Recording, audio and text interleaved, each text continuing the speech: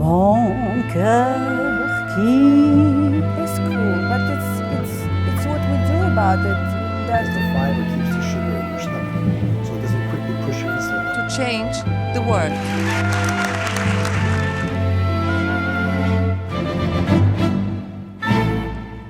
Dün Bugün Yarın'la yeniden karşınızdayız sayın seyirciler. Çok özel bir ismi ağırlıyoruz. Kendisi de İstanbul Contemporary için Türkiye'ye, İstanbul'a davet edilen konuşmacı olarak konferansa katılan Norveç Prensesi Martha Louise'i ağırlıyoruz. Sadece ülkesinde değil, aslında dünyanın dört bir yanındaki insanlar için onun hayatı aslında imrenilecek bir yaşam, bir hayat. Çünkü kendisi bir Norveç kraliyet ailesinin üyesi, tahtta 4. sırada bulunuyor. Ancak kendisi peri masalı gibi bir hayatın içindeyken o başka insanların da yolunu aydınlatmayı tercih etti. Bir kişisel gelişim merkezi kurdu. Aynı zamanda yazar, çocuk kitapları yazdı, kişisel gelişim üzerine kitaplar yazdı. Atları çok seviyor, iyi bir binici. Evet, Norveç Prensesi Martha Louise şu anda karşımızda. Your Royal Highness, thank you very much for this interview first of all and welcome to Istanbul. Thank you. I'm so excited to be here. It's my first time, and I landed late last night, so I haven't seen anything yet. And I've only been at the hotel here, so I haven't experienced. So I'm looking so much forward to going out and but seeing this. But it's so view. sad that you'll be staying only for 3 days. Yes, I know. So but at least I'm here. I'm so excited. Maybe this is the beginning, and you'll start coming here more often. I hope so. We would love to see you here, Your Royal Highness. So I would like to ask you, you have so many titles actually in your biography.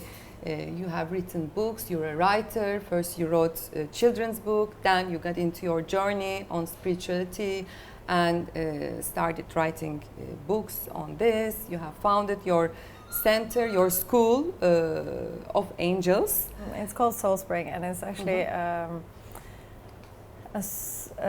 an education or a school for reconnecting to your inner self. So it's self-development with a spiritual dimension. Yes. So if we go back to the past, how did your interest into the spiritual world has started?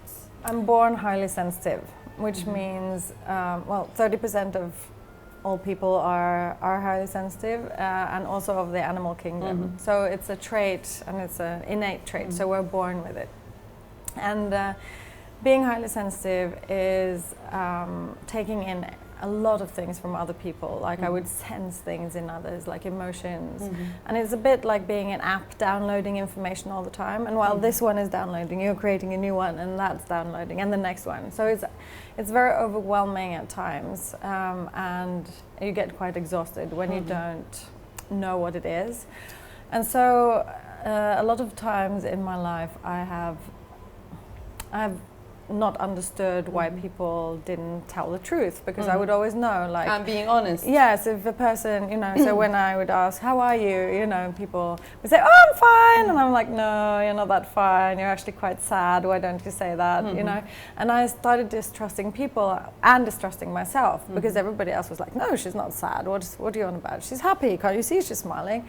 And so this triggered me, I think, a lot from when I started school. Then I tried cutting it all off. From the age of 7, 6 or 7, yes. probably. So then I tried to cut everything off, and that made me extremely lonely, because my navigational systems were off, and I felt like I was flying a plane or being a pilot in a plane, but none of the navigational systems were working, because I was supposed to land it, and it was very confusing.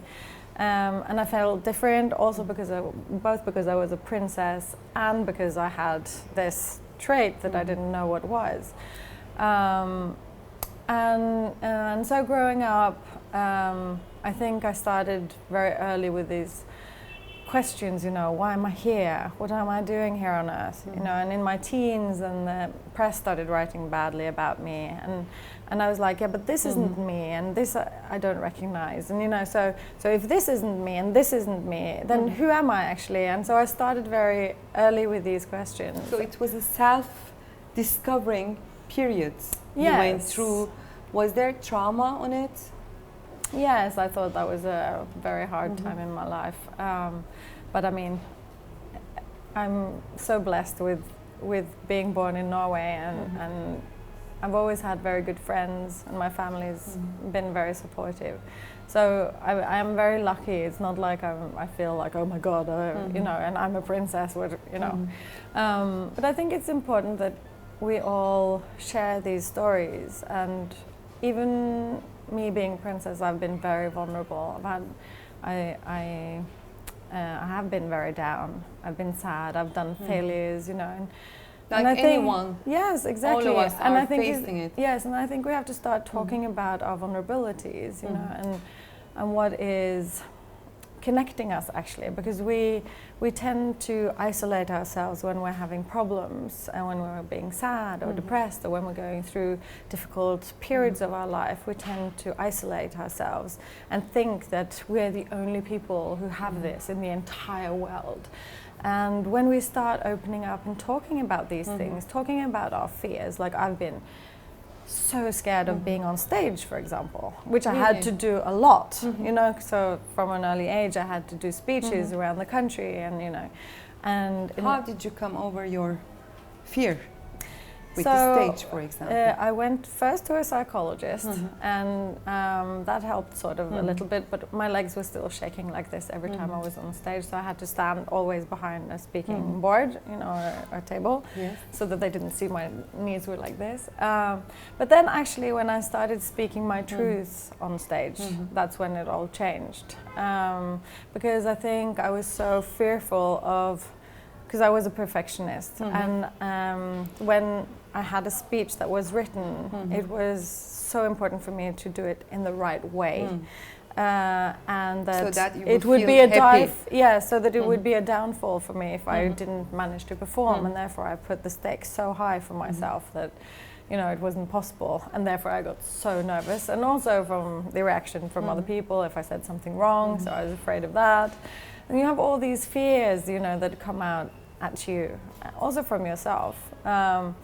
But when I started speaking my own truth and started knowing what that was, and listening in more, and reconnecting maybe more to who I actually am, and stopped listening to everybody else and what they said I was, and trying to please them all the time, then I could be safe, because then I could land in me, kind of thing, and then I could speak my truth, and then I wasn't as scared anymore.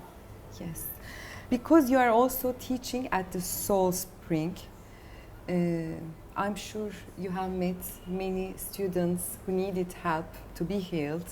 Do you have any stories you could share with us that you have personally witnessed the improvement of that student, of there that are many person, stories. and the feeling afterwards you had because of helping, being able to help others through your own experiences as well? I think just to be seen as who you are and accepted for who you are, and to create a space where that's possible.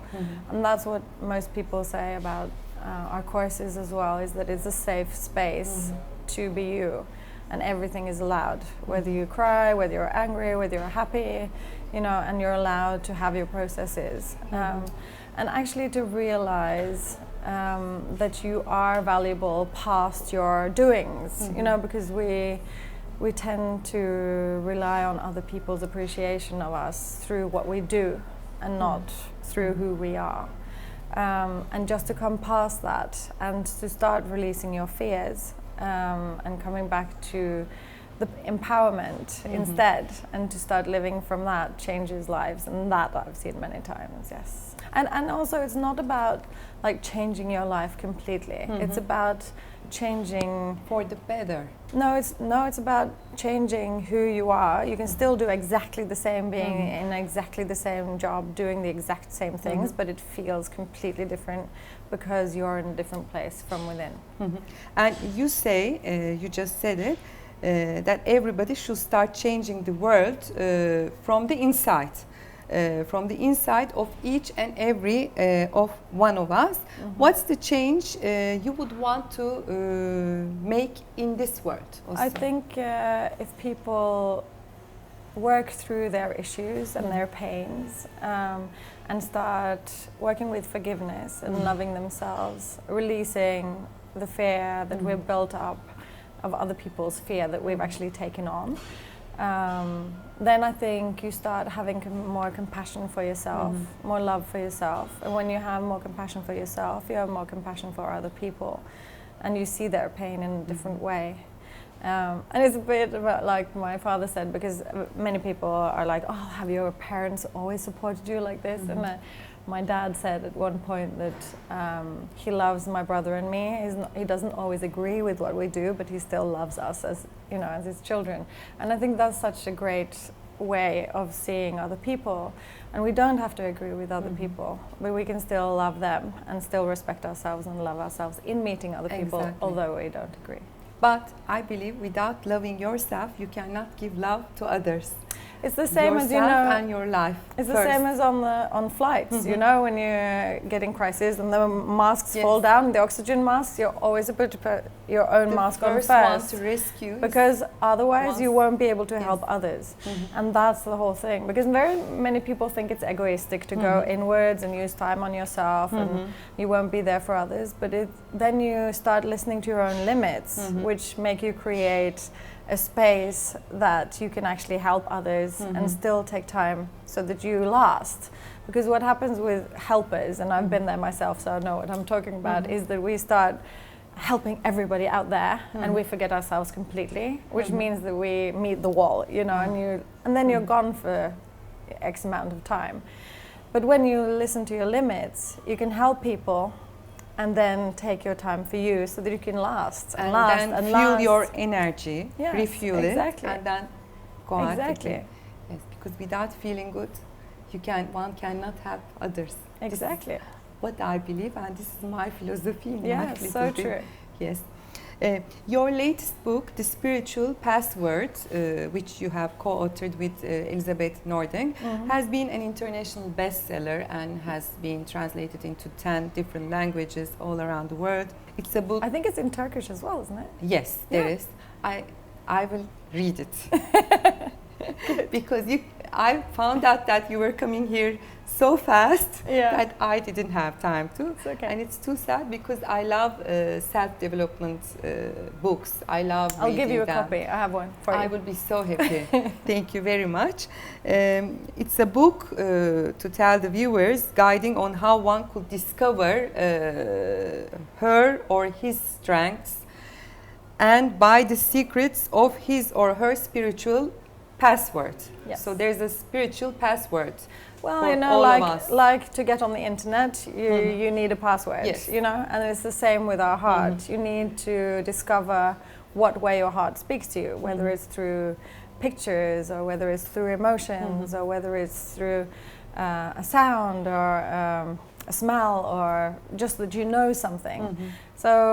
So discovering how your heart talks to you, you can reconnect to it easier and more easily, because a lot of us have a sense of what it's supposed to be like I'm supposed to see this film and it's supposed to be like this and I'll have, you know, clarity, but maybe it's actually your heart speaking to you about something you already know and is trying to tell you for a long time, and you're like, no, it's not that, I want this revelation, you know, and Other maybe than it's going with the flow. yes, and maybe it's just this little nudge, you know, from within saying maybe you should do this, you know, and often when we haven't spoken to our inner source for a long time, it's like a little whisper, and we need to start strengthening that voice again and clear out everybody else's, you have to do this, you know. You're saying it so well. I love listening to you, Your Royal Highness. So you have a new book also coming out. Yes. I think so last year we came out with a book called Born Sensitive. And now in October we're coming out with a book called The Sensitive Child. So that's about highly sensitivity. And the first book was about my journey and my business part journey being highly sensitive people, to just show what are the challenges, what are the ups, what are the downs, what are the strengths of being highly sensitive, and also for other people who are not highly sensitive, how to handle us in a way, because I mean we get very easily overwhelmed, and you need more breaks, and you also have to take care that you don't do too much, because then you get completely exhausted. And so the sensitive child is came about because after this book, Born Sensitive, everybody was like, yes, but I have this sensitive child and I don't know how to address it, and what's good, and how do I like make it flourish, and how do I empower my child who's sensitive like this, because he finds everything or she finds everything so difficult. And so that's why we wrote this book. So it's from a parental point of view. And you yourself, you have 3 kids. Yes, I have 3 children. Yes. This is nice. And horses, because I'm going like this, because we don't have too much time. Horses, we know that you have a long time fascination for horse riding, jumping, and in the 90s you made the World Cup, and in your own country, Norwegian show jumping team, you were a member, and I think you are still a member. No, not of the show, not of the national show jumping team. No, now I just enjoy myself. You are now I'm not enjoying. like on the top level, not anymore. Now I just like have a really nice time with the horse. But there was a time you have stopped yes, riding. in 2000 I stopped riding for 16 years. Yes. Why? Because I was on the national show jumping team, and we were traveling all over for the World Cup shows and the big shows all the time. I never had any time off, and everything was about horses. And which was amazing for a long time. But then also I was supposed to go home to do my official duties at home. And at some point I had to start doing that as well. So, and that sort of coincided. And so I stopped with the horses and went home to do that. And then it all turned out completely different than what I thought it would be. And then you restarted. And then I restarted. And I have read that you have just recently passed the harness racing exam. I saw your photo. Yeah, on the trotting. Yes, successfully to become a licensed trotting drive in Oslo. Yeah. What's this is all this because of interest? I have the YouTube, I have Soul Spring, and then I just started a new business because the federation also in Norway said, can you do anything for the sport? And then I was talking with a few people at the stables, and we were like, there's nothing that talks about horses, you know, and where people who don't know about horses can go and find out what to do if you have children who are into horses or whatever. So we started a YouTube channel with horses from A to Z, where we make movies, films every week that we release. It is called HEST 360, which HEST just is, for our viewers. HEST 360 is, HEST in Norwegian is horse. Horse. So horse 360 basically, 360 meaning the Degrees. whole circuit. Yes. And so we make films, and we challenge each other, and we're going to do all the genres of the horse. So we started with the trotting, and that's why I did the license, and that's why I was in the trotting race. But that's amazing. And it was amazing. Even I was so scared though, but it was so much fun. Yeah. But even those who don't know much about, you know, horses and horseback riding or anything, we could understand and learn something, I guess, from your YouTube channel. Yes. YouTube unfortunately, at the moment, it's in Norwegian. So, but some of them are translated into English. But it's mostly for the Norwegian at the moment. So horses to me have been a lifesaver, basically, because at the time when I was at my most vulnerable and didn't understand people and the two layers saying one thing from their mouth and feeling something completely different, I started distrusting people a lot. And I was a bit afraid, and the horses were always there, and I had this direct contact with them, because with animals, and you know this, if you have a dog or a cat or a fish or whatever, you can have this direct contact with them, and they're always truthful, and they're always there, and you can really tell, you know, if a dog is sad, it drops his tail and he looks sad. It doesn't show off as being cool if it's sad. And it's the same with horses. They don't pretend. Yes, and it's the same with horses. So for me, the horses were like a vitamin pill. It was like a haven where I could be and where I could just be me. And also the horses didn't judge me like the other people did at the time. Well, I felt, and also the fact that, you know, being a princess, you get a lot of advantages, and I always felt that was wrong because I hadn't really done anything and I didn't deserve it. But there were disadvantages for you in order to no, I think I just realize your found goals and your rights, and I just thought that it was difficult to handle how people were like, oh my God, you know, like putting me up on this pedestal, and I didn't feel I deserved it. And the horses didn't know who I was. So if I rode well, then that would give a result. If I rode bad, it would be a result. And the horses would just react to me as me. yes. So it was like a free space for me to just be me. And when did your love and affection start for the horses? When was your first time connection with the horses? I'm sure when you were very little. So when I was 8, I suddenly came home one day. I said I wanted to start riding, and none of us can remember why. So I have no idea. It just came out like yes. But you were seeing horses, of course.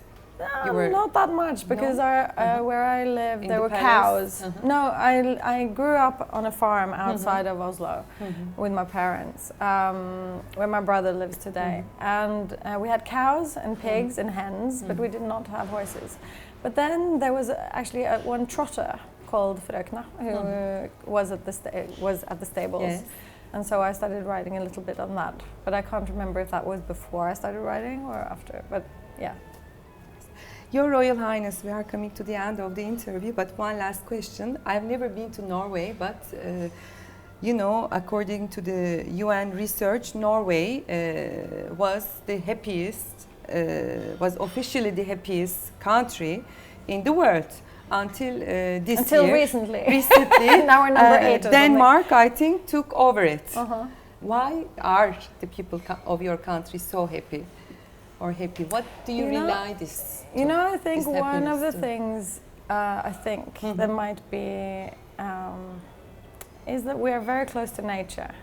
Everybody uses nature a lot. Nature is very accessible. Like even from just the center of Oslo, you can drive a quarter of an hour and you're in the middle of the forest.